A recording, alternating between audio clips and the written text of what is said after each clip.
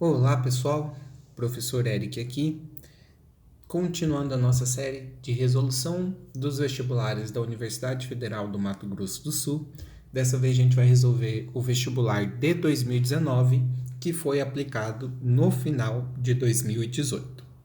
Vamos discutir então as questões de química que caíram nessa prova. Está aí na tela os assuntos das 5 questões de químicas que foram cobradas. Dos 3 vestibulares que foram feitos nesse estilo, eu acredito que o de 2019 foi o melhor, tanto na elaboração das questões, tá? Todas as questões no nível legal, no nível médio, grau de dificuldade médio, uma distribuição de assuntos bacana aí, você cobrou assuntos de química orgânica, cobrou assuntos de físico-química, cobrou conhecimentos gerais de química, cobrou aplicação de química no cotidiano. Então, dos 3 vestibulares, eu acredito que esse tenha sido o melhor. É uma pena que o vestibular de 2020 não tenha mantido o padrão de 2019. Inclusive, uma coisa interessante é que as figuras que apareceram no vestibular de 2019 estavam com boa qualidade, com boa resolução. No vestibular de 2020 não apareceu figura, mas no passe de 2020 apareceu na prova do terceiro ano. Só que apareceram figuras com uma qualidade muito ruim, com uma resolução péssima, que inclusive comprometia o entendimento da figura. É estranho, né? Sendo que em 2019 eles não teve problema com isso e no ano seguinte, em 2020, em uma das provas você teve problema. Então, é isso. Bora resolver as questões. Questão 41. Essa que talvez seja a mais difícil das 5 questões que foram cobradas, porque é uma questão que fala sobre água dura. E qual é o problema da água dura? É que assim, água dura, ele não é um assunto formal da química, não é um assunto que aparece como um tópico, por exemplo, nos livros didáticos. Dificilmente algum professor no ensino médio vai dedicar uma aula falando sobre água dura. O que acontece no caso da água dura é que às vezes ela aparece como uma curiosidade nos livros didáticos, como aqueles textos complementares. Então, aquele aluno que às vezes fica só em sala de aula talvez nunca tenha ouvido falar sobre água dura. Mas aquele aluno que seja um pouquinho mais curioso, que gosta de ler os textos complementares que aparecem nos livros, as notas que às vezes eles colocam embaixo, esse aluno talvez já tenha visto a respeito de água dura. Então ela não é uma questão recorrente de sala de aula, ela acaba sendo uma questão de conhecimento geral. E o que é água dura? Vamos comentar um pouquinho sobre isso antes de fazermos a questão. A gente sabe que a água natural, ela possui sais minerais dissolvidos, ela possui cátions e ânions dissolvidos. Na água dura, você tem o cátion cálcio 2+, e magnésio 2+, em grande quantidade. Beleza? Então, a definição de água dura é uma água que tenha altas concentrações de cálcio 2+, e magnésio 2+. E qual é o problema de você ter altas concentrações disso? Esse problema vai ficar muito evidente quando a gente envolve sabão. O sabão, ele é um sal, também é um sal, formado por um cátion Na+, ou K+, sódio ou potássio, e um ânion orgânico, que eu só vou representar aqui como A-, porque o ânion que constitui o sabão é uma molécula orgânica gigantesca, de 15, 16, 17, 18, 19, 20 carbonos. Tá? Então, é um ânion de uma estrutura orgânica gigantesca, certo? O sabão, ele é um sal solúvel em água, tanto que você mistura o sabão na água, ele vai se dissolvendo, ele vai desaparecendo. Qual é o problema quando você mistura sabão com a água dura? Você acaba combinando, por exemplo, o cátion cálcio 2+, com o ânion A-, e isso acaba formando uma substância insolúvel. Você acaba então formando um sal insolúvel. Ou seja, quando você joga sabão na água dura, começa a formar um pozinho branco, que é esse sal insolúvel, pelo cálcio presente na água e o ânion do sabão. Isso ocasiona diversos problemas, porque é bem ruim você usar o sabão na água e a água começar a formar uns pozinhos brancos, né? Isso vai causar bastante problema. E outra coisa, na água dura também o sabão ele acaba não espumando, tá? Os cátions, cálcio e magnésio, dificulta as substâncias que causam a espuma no sabão. Então, essa é a principal característica da água dura. Vamos fazer então a questão, ó. A água dura, a última frase diz: a água dura interfere na ação de limpeza dos sabões, pois item A. Os íons sódios e potássios reagem com sal orgânico formando compostos solúveis. Galera, para começar, os íons sódios e potássios não são característica da água dura, tá? A característica da água dura é cálcio e magnésio. Aliás, os íons sódio e potássio eles são característicos do sabão, tá? Então, o sabão tem íons sódios e potássio, não a água, certo? Então, não é a alternativa A. Alternativa B. A alcalinidade da água, pela presença de hidróxidos solúveis, inibe a atuação do sabão. Hidróxidos são compostos iônicos formados por um cátion, pode ser, por exemplo, sódio, cálcio, magnésio, com o ânion OH-. Beleza? Isso são hidróxidos. Ele falou, pessoal, que na água dura você tem hidróxidos solúveis. Mas, por exemplo, a água dura você tem magnésio. O hidróxido de magnésio, o MgOH2, por exemplo, é uma substância insolúvel. Tá? Então, não, hidróxidos solúveis não é uma característica da água dura. Beleza? Item C. Os cloretos presentes na água reagem com a parte hidrofílica do sabão, formando sais pouco solúveis. O que é cloretos? Cloretos é o ânion Cl-. Beleza? O problema da água dura é a combinação do cátion que tem nela com o ânion orgânico. Se a água tem ânions cloretos, pessoal, ânion, que é negativo, não vai interagir com ânion. Beleza? Então, esse cloreto aqui acaba não tendo nenhuma relação com o ânion do sabão. Até porque negativo com negativo se repele, eles não vão interagir entre si. Ou seja, a presença dos ânions é indiferente nessa situação, não ocasiona nada. Item D. Os cátions de cálcio e de magnésio reagem com sal orgânico, formando compostos pouco solúveis. Exatamente o que eu comentei, né? O cálcio reage com o ânion orgânico do sabão, formando uma substância insolúvel. Então, resposta alternativa D. Já no item E, a acidez da água, determinado pela alta concentração de cloretos e sulfatos, que é SO4 2-, inibe a interação da parte hidrofóbica do sabão com gordura. O item E eu vou puxar o gancho do item C. Aqui ó, no item E nós temos dois ânions, dois negativos, e como eu comentei no item C, os negativos não interferem em nada na água dura. Com isso, fechamos questão 41, resposta D.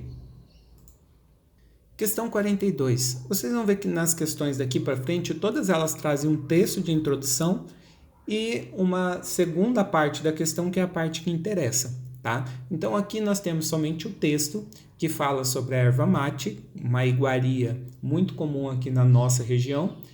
E ele fala que a erva mate tem substâncias que são estimuladoras, né? Substâncias estimulantes, entre elas a principal é a cafeína. Vamos para a segunda parte da questão.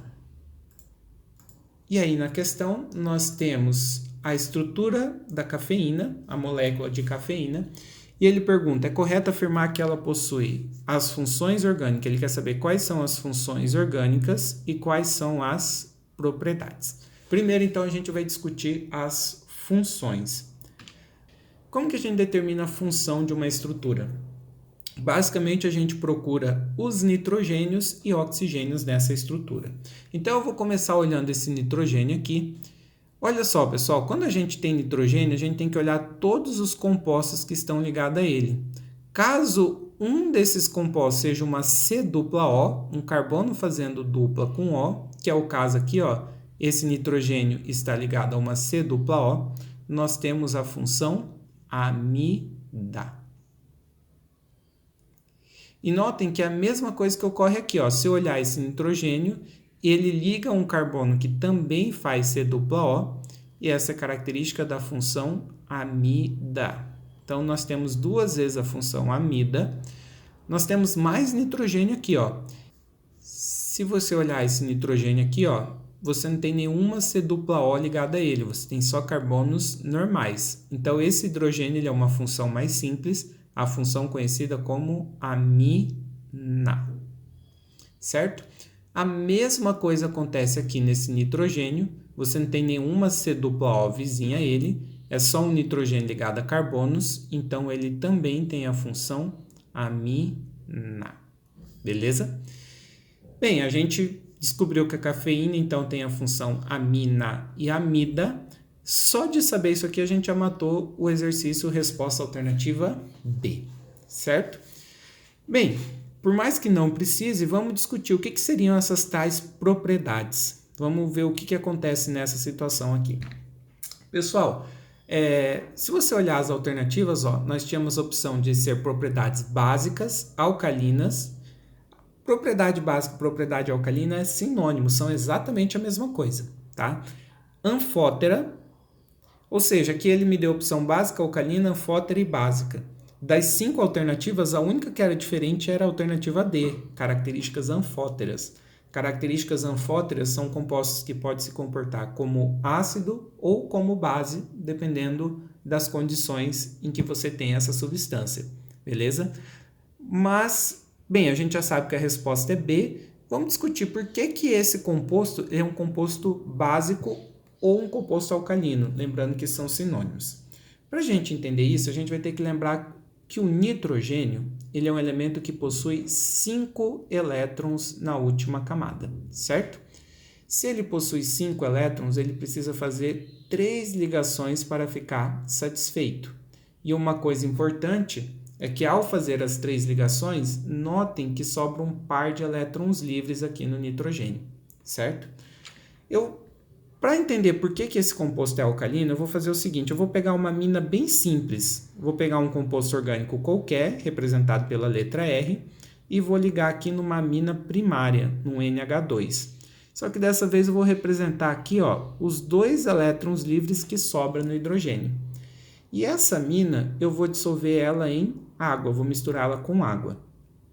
Uma coisa que é muito comum a gente fazer na química orgânica é representar água como H ligado a um OH.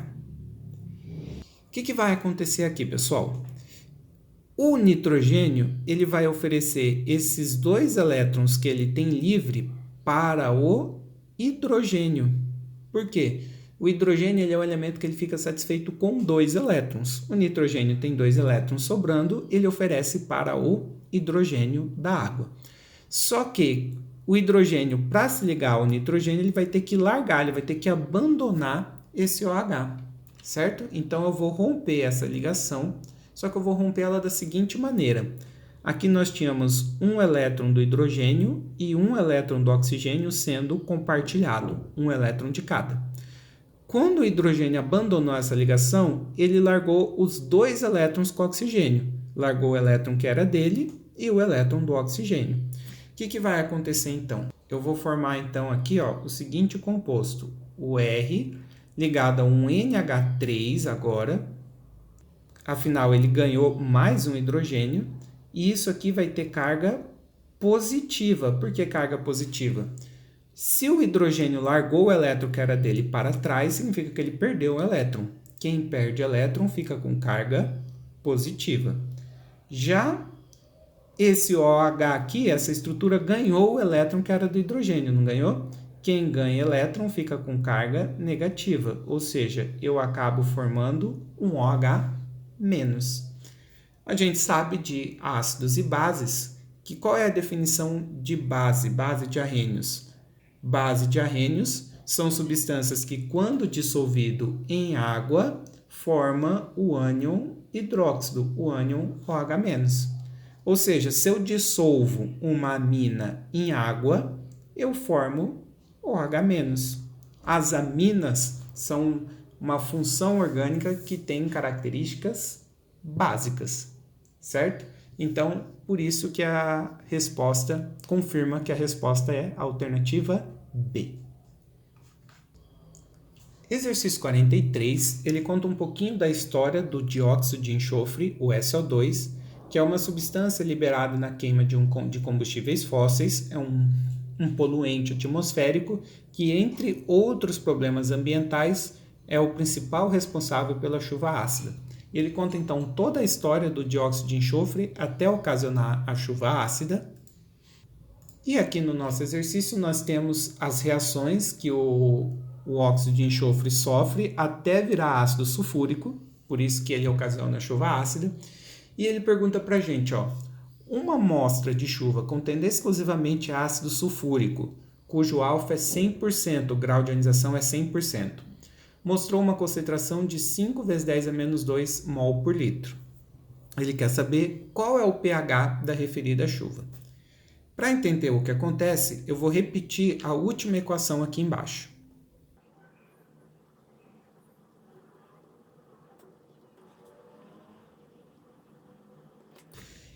Então, para a gente determinar o pH, a gente precisa saber a concentração de H+. A pista que ele me deu é que eu tenho 5 vezes 10 a menos 2 mols por litro de ácido sulfúrico. Como que a gente vai descobrir o H+? Eu sei que o grau de ionização é 100%. O que isso significa? Todo o ácido sulfúrico, tudo que eu tenho aqui, os 5 vezes 10 a menos 2, vão ionizar formando H+, e SO4 2-. Uma coisa que eu tenho que ficar atento aqui é na questão da proporção. Olha só, a cada um ácido sulfúrico que eu ionizar, eu formarei 2 H+, certo? Então, se a quantidade de H+ formada sempre vai ser o dobro da quantidade de ácido sulfúrico. Se eu tenho 5 vezes 10 a menos 2 mol por litro de ácido sulfúrico, eu vou acabar formando o dobro de H+. E qual é o dobro? 10 vezes 10 a menos 2. Certo? Então, essa vai ser a quantidade que eu tenho de H+. Eu não preciso, mas qual seria a quantidade de sulfato, de SO4 2-? Bem, a quantidade aqui é de um ácido para um sulfato. Então, a cada um ácido eu vou formar um sulfato, a quantidade formada vai ser a mesma, certo? Mas isso aqui não me interessa, o que me interessa é o H+. Eu posso escrever esse número de uma maneira um pouquinho diferente. 10 é a mesma coisa que 10 elevado a 1, não é? Vezes 10 a menos 2. 10 elevado a 1 vezes 10 a menos 2 dá 10 elevado a menos 1. Conclusão: a nossa concentração de H+ é de 10 elevado a menos 1 mol por litro. Quem já manja bem do assunto de pH já sabe que a resposta é a alternativa A. Mas vamos montar o passo a passo. Como que a gente calcula o pH? pH é menos o logaritmo da concentração de H+. No caso aqui, então, nós temos que pH é menos o logaritmo de 10 elevado a menos 1. Lembrando, quando não aparece nada, significa que a base é 10. Como que a gente resolve esse logaritmo? Vamos fazer ele aqui no cantinho. Bem, o logaritmo de 10 elevado a menos 1 na base 10, eu não sei qual é a resposta. Vou falar que é x. Como que a gente faz, então, logaritmo? A gente pega a base, eleva pela resposta, e isso aqui vai ter que dar o logaritmando. Ou seja, vai ficar 10 elevado a x tem que dar 10 elevado a menos 1. Para essa igualdade estar correta, eu preciso que o valor do meu x seja menos 1. Ou seja, esse logaritmo aqui, ó, que a gente acabou de resolver, vale menos 1. pH, então, é menos o valor do logaritmo, que é menos 1. Logo, a gente chega na resposta que o pH vale 1. Resolvida a questão 43. Exercício 44, um exercício sobre química ambiental, sobre tratamento de água e esgoto. O texto introdutório fala sobre o Rio Paraguai, que é extremamente importante aqui para o nosso estado de Mato Grosso do Sul, e sobre a poluição que tem sido despejada no Rio Paraguai, principalmente o despejo de esgoto. Vamos para a parte que interessa do exercício. Então, o exercício fala para nós, como recurso para a diminuição da poluição do Rio Paraguai, o que é correto afirmar sobre a composição ou o tratamento do esgoto doméstico. Inclusive, ele deu um esqueminha aqui para a gente, explicando um pouquinho sobre como é feito esse tratamento do esgoto. No item A, ele fala, dentre os sólidos inorgânicos, há a inexistência de metais nesse tipo de resíduo. Esse item aqui ele é o mais fácil de ser descartado. Por quê? No próprio esqueminha aqui, ó, mostra que você tem resíduos sólidos inorgânicos e entre os resíduos inorgânicos você tem os metais.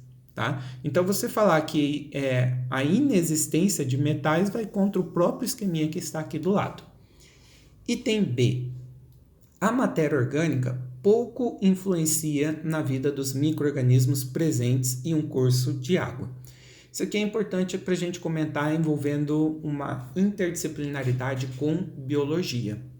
Pessoal, o despejo de matéria orgânica que está muito presente no esgoto, né? Esgoto ele tem muitas fezes, urina, sabão, alimentos, óleo, tá? Que são compostos orgânicos. Ele causa um grande problema quando ele é despejado na água, justamente porque essa matéria orgânica ela favorece a proliferação de organismos decompositores. E esses organismos decompositores, eles vão consumir praticamente todo o oxigênio da água. Então, ele falar para nós que a matéria orgânica pouco influencia na vida dos micro-organismos está errado. A matéria orgânica, ela faz com que prolifere micro-organismos decompositores. Errado, alternativa B. Item C. O esgoto tratado tem importância na saúde humana, pois aumenta o número de organismos patogênicos. Lembrando, o que significa patogênicos? Seriam organismos que causam doença.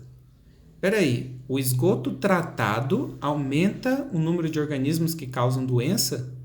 Definitivamente não. O objetivo de se tratar o esgoto é justamente isso, evitar a proliferação de organismos que causem doença. Então, não é a C. Item D. Tratar o esgoto doméstico evita a degradação ambiental. Isso tá certo, até aqui tá legal. Através da contaminação dos sólidos e mananciais, protegendo a vida vegetal e animal. O problema do esgoto é exatamente isso. Por que você não tratar o esgoto causa degradação ambiental? Justamente por ser uma matéria, por ter muita matéria orgânica que vai contaminar solos, mananciais, né? Essa matéria orgânica favorece a proliferação de micro-organismos e você tratar o esgoto, você retira essa matéria orgânica, evita essa proliferação de micro-organismos e protege a vida vegetal e animal. Logo, resposta alternativa D. Alternativa E. O tratamento de esgoto tem importância econômica, reduzindo o custo de tratamento de água e aumentando as despesas com tratamento de doença. Vamos discutir aqui, ó, reduzindo o custo de tratamento de água. Na prática, pessoal, você tratar esgoto, você não reduz o custo do tratamento de água. Por quê? Porque na maioria das vezes, principalmente aqui no Brasil, que é um país abundante em água, você utiliza um curso da água para abastecer as casas. Então, a água que você recebe aí, ela vem de um rio, de um lago, de um poço. E outro curso da água para você despejar a água, para você despejar o seu esgoto. Então, você tira a água de um lugar e despeja a água no outro, justamente para a água despejada, a água de esgoto, não contaminar a água que você consome, beleza? Então, se você tratar o esgoto, de certa forma, acaba não interferindo muito no tratamento de água, até porque são cursos de águas diferentes. Apesar que a gente sabe que os cursos de águas estão interligados e que um pode interferir no outro, mas não é o principal motivo de se tratar esgoto. Mas mesmo que você desconsidere isso aqui, ele fala que aumenta despesa com tratamento de doença. Você trata o esgoto e você aumenta despesa com tratamento de doença? Definitivamente não. O tratamento de esgoto é justamente evitar a proliferação de micro-organismos que causam doença. Se você tem esgoto tratado, as pessoas vão ficar menos doentes e você vai diminuir as despesas com tratamento de doença, certo? Então, fechou. Alternativa D. Questão 45. Ela fala sobre craqueamento de hidrocarbonetos, que é um processo no qual você pega hidrocarbonetos grandes e quebra ele em hidrocarbonetos menores, tá? Isso é o craqueamento. Vamos para a parte que interessa do exercício. Ele me dá, então, algumas etapas do craqueamento e ele pergunta para nós, os produtos 1 e 2 são respectivamente. Se você olhar as alternativas, você tem as opções de alcano, alceno e alcino, somente. Como que eu vou saber isso? Existe uma fórmula geral que facilita muito a gente descobrir se é um alcano, ou seja, um hidrocarboneto que só tenha ligações simples, um alceno, que seria um hidrocarboneto que faça uma ligação dupla, ou um alcino, que seria um hidrocarboneto que tenha ligação simples. Qual que é o esquema, pessoal? Os alcanos, eles possuem fórmulas gerais de CnH2n mais 2. Os alcenos possuem fórmula geral CnH2n. Já os alcinos possuem fórmula geral CnH2n menos 2. Tá? Então, essas aqui vão ser as pistas que a gente vai utilizar para descobrir. Por exemplo, o produto 1, C8H16. O que nós temos aqui, pessoal? O N vale 8, certo? N é o número de carbonos, então nós temos 8 carbonos. O H é 16. Bem, o H é o dobro do N. Então, isso aqui seria a fórmula de um alceno. O N é 8, 2 vezes 8, 16. Então, a gente sabe que o produto 1, ele é um alceno. Já o produto 2 tem fórmula C8H18. O produto 2 também tem N igual a 8, tá? O dobro de 8 seria 16, só que aqui nós temos 18, que é 16 mais 2. Isso aqui bate com a fórmula de alcano, né? Se o N for 8, 2 vezes 8, 16, mais 2, 18. Ou seja, o produto 2, ele é um alcano. Com isso, a gente fechou o exercício marcando a alternativa B.